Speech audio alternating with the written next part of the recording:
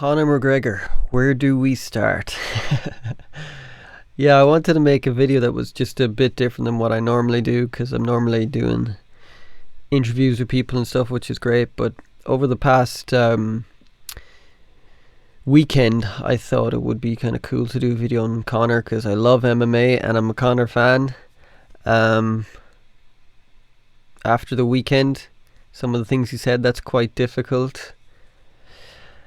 It's like, where does Conor go now? Like, it's where does he go? He even today he was posting that Dustin did nothing in the fight, and you're like, come on, man! Like, Jesus Christ! If you can't admit it to yourself, then you can never improve, or you can never get better. If you're lying to yourself like that, like Conor doesn't need to fight. Like, that's the thing. Conor does not need to fight. He never needs to fight ever again. He's got tons of money. He's done loads for the UFC. Like, how many people watch the UFC because of Conor? I know so many people. I remember people like years ago, friends who would be like, "Oh, I'm watching the UFC." I was like, "You never watched the UFC." It's like, "Oh, Conor McGregor." Like, you know what I mean? I watched it since I was a kid.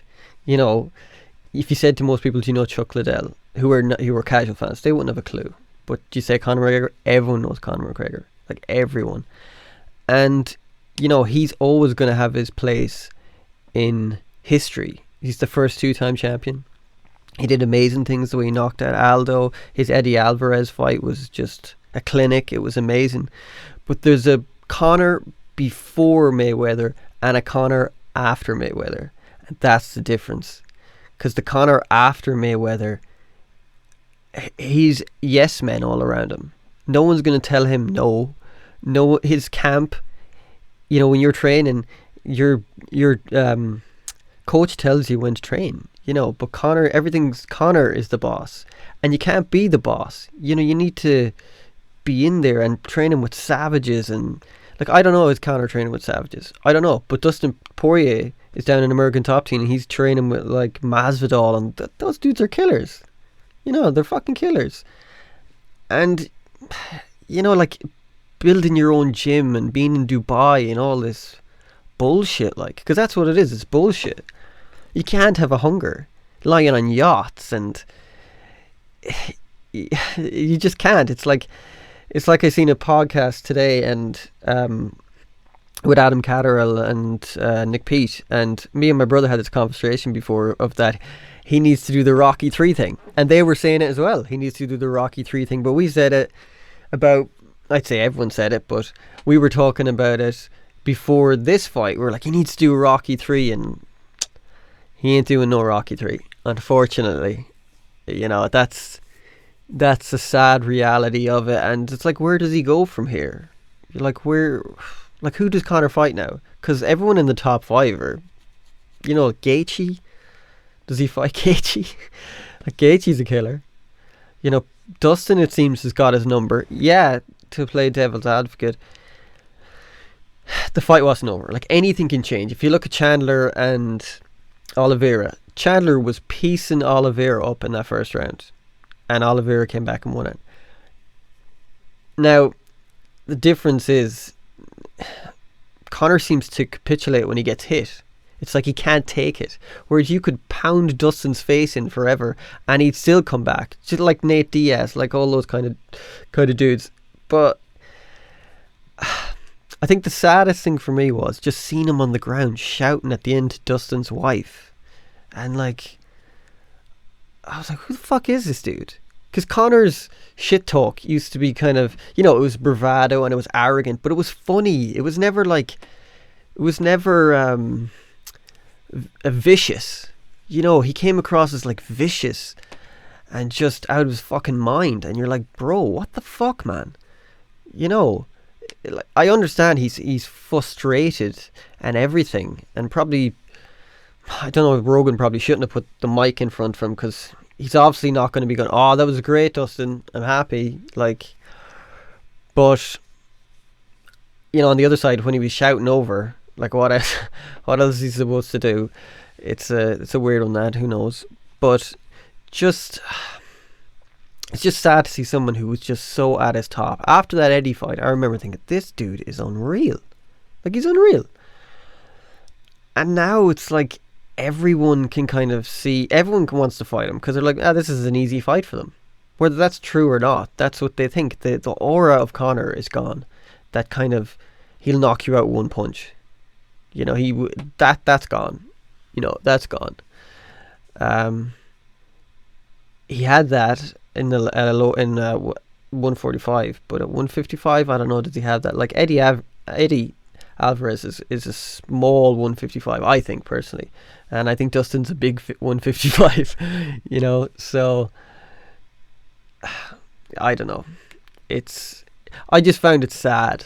It was sad to see him there just shouting and berating, and it's like, bro, come on, man, come on. Like, even in the press conference, like, that was such a, I hated that press conference. It was just reminding me of the Khabib one, and like, it was like, bro, come on, stop. You know, you don't need to do that. Like that.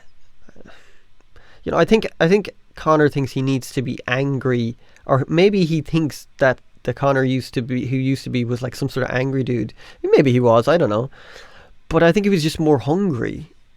You know, he was funny, like I said, he's witty, like somebody like, who the fuck are you? You know, like, that's just funny. You know, it wasn't like insulting your wife and shit like that. And I think he realised he couldn't get into Dustin's head, so he just insulted his wife, and it was like something like 10-year-olds or 12-year-olds, I don't know, like, you know, something about your mother when you're a kid going, oh, your mother's the whatever.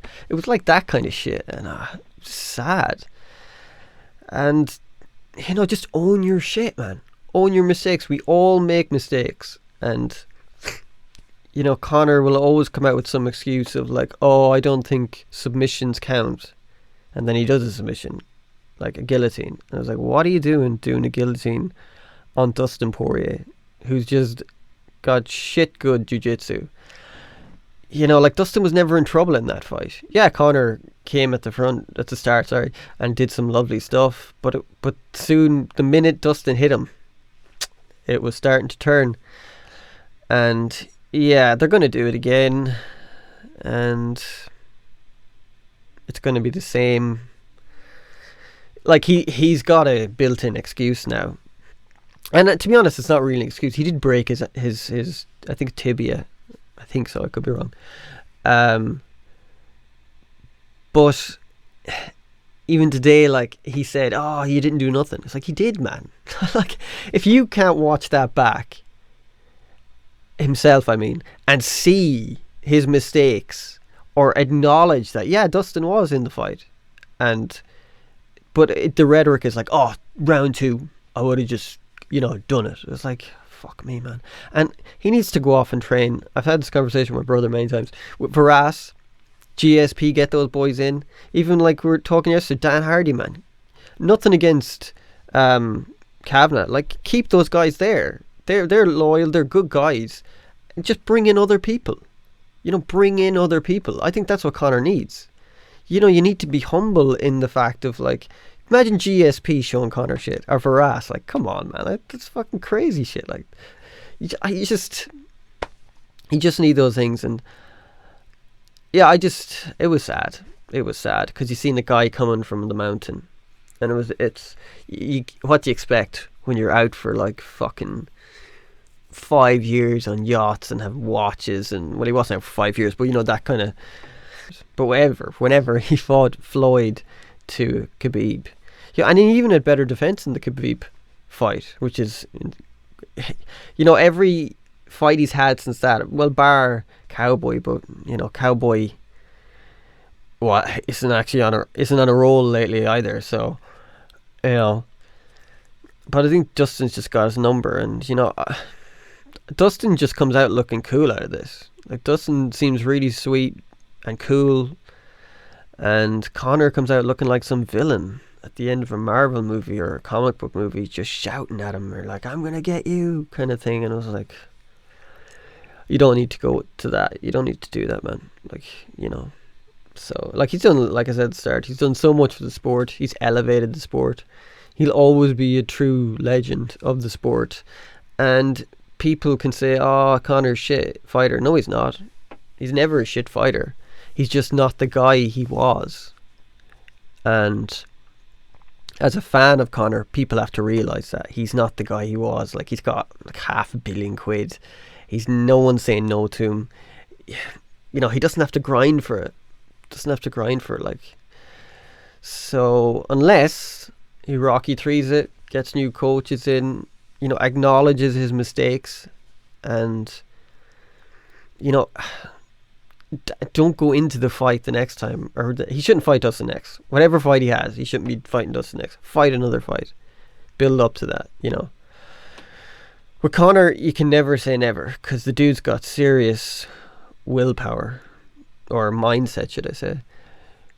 But right now, I don't want to see him fighting like with that mindset, because that's just anger, and that's just anger. You don't think straight or act straight.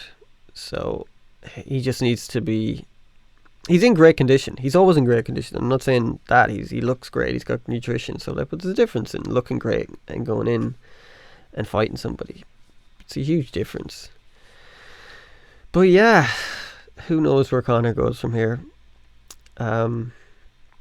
Yeah, he needs to just stop this shit talk.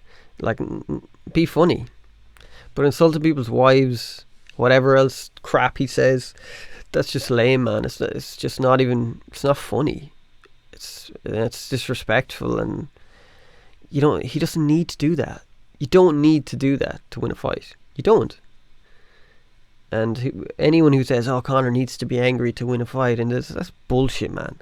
That's bullshit. He might win the fight a bit before the fight because of his trash talk, like, you know, that he's psyching people out psychologically and making them angry and stuff like that.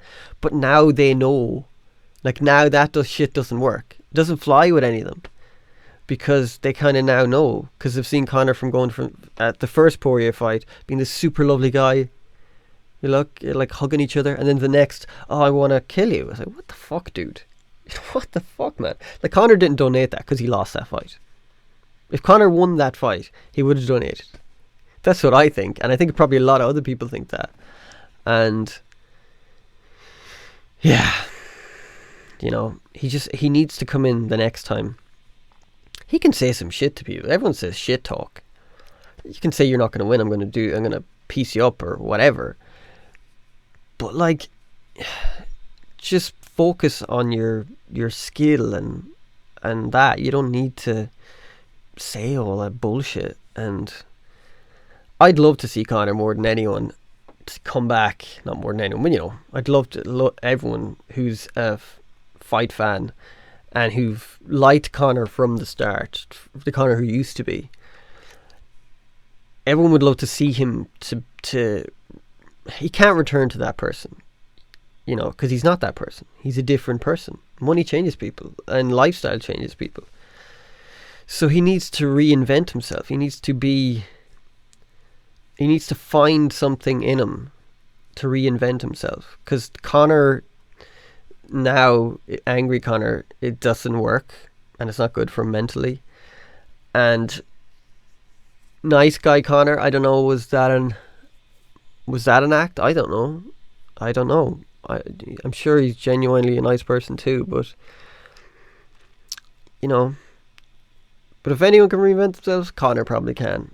But it's hard to see it.